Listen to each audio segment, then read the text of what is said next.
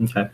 So sorry everyone about that because we have a little bit technical difficulties. Our friend Chang in Qatar left her office and probably her laptop went to sleep.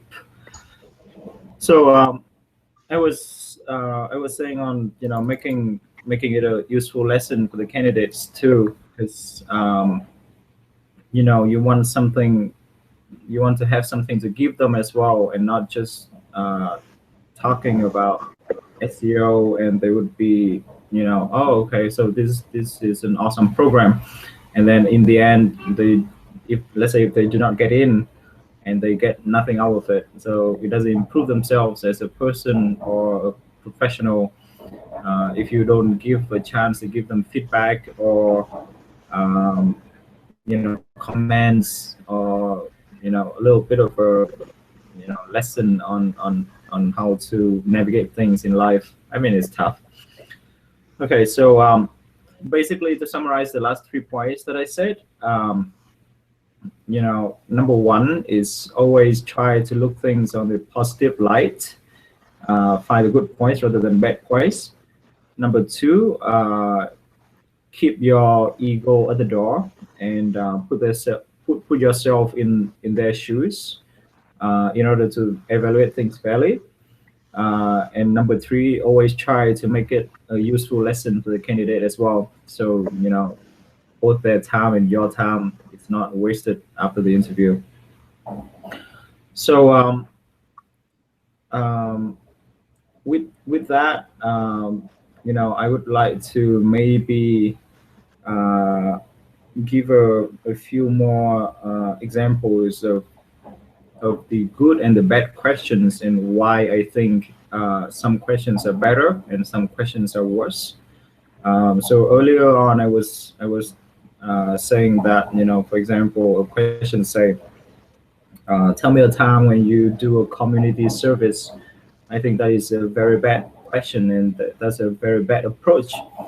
Is because, for example, when you look at a candidate, right, from local university, and they would be coming from a less privileged background, and then when they come to Hanoi or Saigon for university, they have to work, as a waiter. They have to do all sort of part-time jobs to support themselves because their family from back home cannot send them enough money. So with that in mind, right, how can you how can the candidate tell you a meaningful answer on community service? Because clearly they are not doing any, and it's fine. I'm saying that that's absolutely fine not to do any community service because you have to be able to help yourself first before you can help the society. That's always my philosophy. So if you haven't been able to stand firm on your feet, who are you expect who can you expect to help? Also, I mean, keep things in a little bit of a perspective too, right? So when you ask that kind of question, they are just 18, 20 years old, 22 years old at most, right? How much of an impact on the community that they would have in any case, even if they have done something, those would not, I mean, not to discredit anything or anyone, but in the grand scheme of things, that doesn't necessarily mean a lot. So what I try to do when I think about those kind of problems is that I always look at the longer term and look at the kids, the candidates' potential to do good for the society, to impact the society in a meaningful and positive way when they are older, or more successful or more financially established in life. So the kind of question that I usually ask is, tell me what do you want to be when you grow up? Tell me about your dream. Tell me about the title of your autobiography when you are 60 years old and you are writing a book to tell people about your experience and what kind of lesson that you have learned in life, and sort of impart that knowledge to the younger generation, right? What would you write in that book? And that kind of question can tell you a lot more about the person's aspirations, the person's dreams, the person's characters, than all those, tell me a time when you do community service. So yeah. Or another thing that I'm thinking about is, say, for example, the question, yeah, tell me a time when you become a leader, or tell me a time when you uh, work in group, in teams, and those are very very standard questions, right? You probably see them. Some people already probably ask you those kind of questions in your interview yourselves, but I think those questions are also meaningless. What you look for when you think about a leader, for example, what I look for at least is to find out whether the person actually think and have independent thinking process, and that's what I would call a leader. And then with that in original thoughts and independent thinking process, that would eventually be translated into something else more meaningful later in life. Uh, so how do you assess that kind of thinking process, that kind of uh, original thoughts? You try to see them as questions about themselves, let them talk about themselves more, um, and find out who they are more than asking those prescribed questions. So uh, yeah, that should be it. Also, oh yeah, for example, right? I can share a few more examples when I interview candidates for front office roles.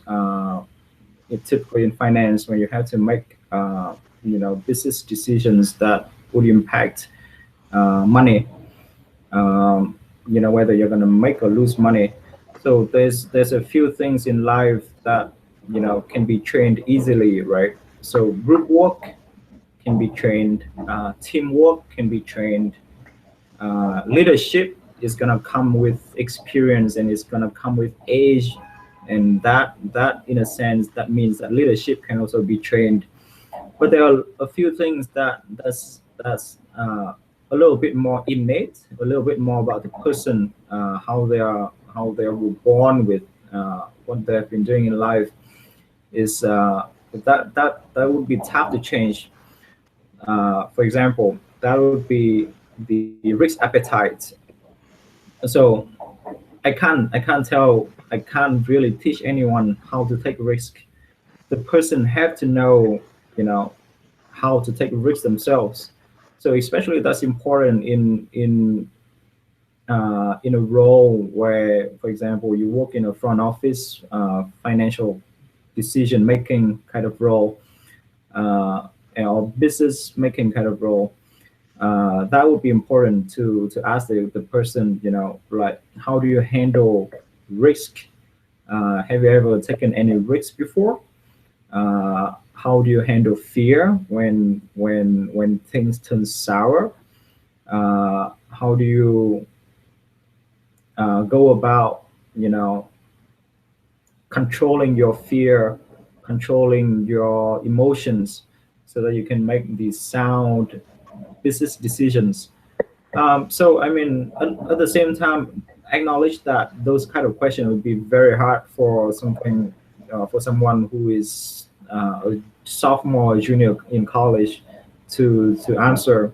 But a more excellent candidate, a better candidate, will be able to tell you a very good answer on that kind of question.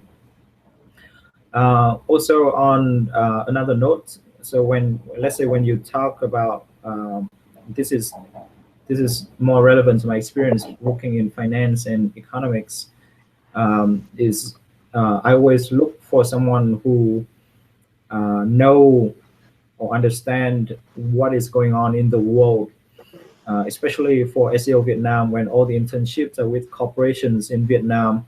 Um, uh, Working directly in the Vietnamese economy, I would always ask them, so what do you think about the economy in Vietnam right now? What are the opportunities? What are the challenges? Uh, how the economy is doing? Uh, what are the factors that would affect the economy in the short run or in the long run?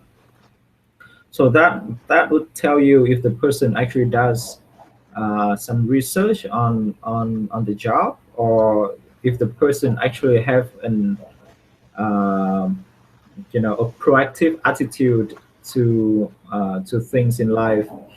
Let's say if you want to work in finance, right? Those are the things that you should know. Um, yeah, so I don't know if there's anything else that I can share, but that would be my experience. Um, Don, you have anything you want to talk about? No, anh. Um, okay, so we'll see if there's any question, if anyone posted anything. Doesn't look like so, right? Did anyone post anything? Any kind of question? So far, I have not received any questions yet. Okay. Uh, Um, yeah, so maybe to summarize everything again, uh, you know, number one is the approach to the interview.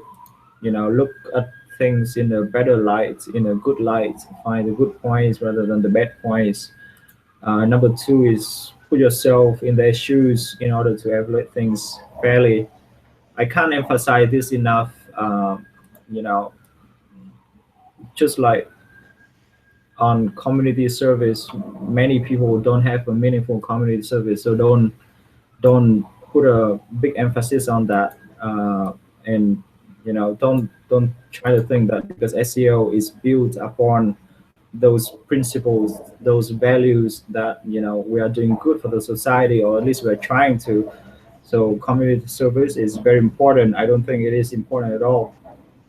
What you want is someone who is successful later in life, who becomes a millionaire and donate his wealth to the society later on. And you can only find that in a good-hearted person and a hard-working person right now. So somebody who is not doing any community service can very well be that kind of person, but you don't want to miss them out.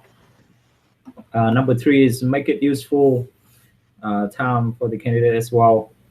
And number four is ask smart questions.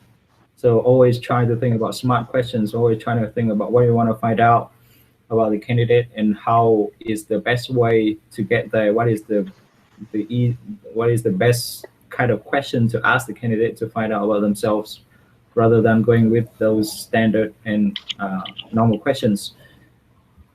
So yeah, that would be it. okay, and Okay. And uh, if nobody has any questions, then I'm done. okay. Thanks, Annam, for your sharing for the interview training today. Yeah, I will have some important notes that I will send an email to the interviewers later. Mhm. Cool. So we're done here. So, okay, bye bye, interviewers. I See you will send guys. an email briefing the advice of Annam and some important notes to you later.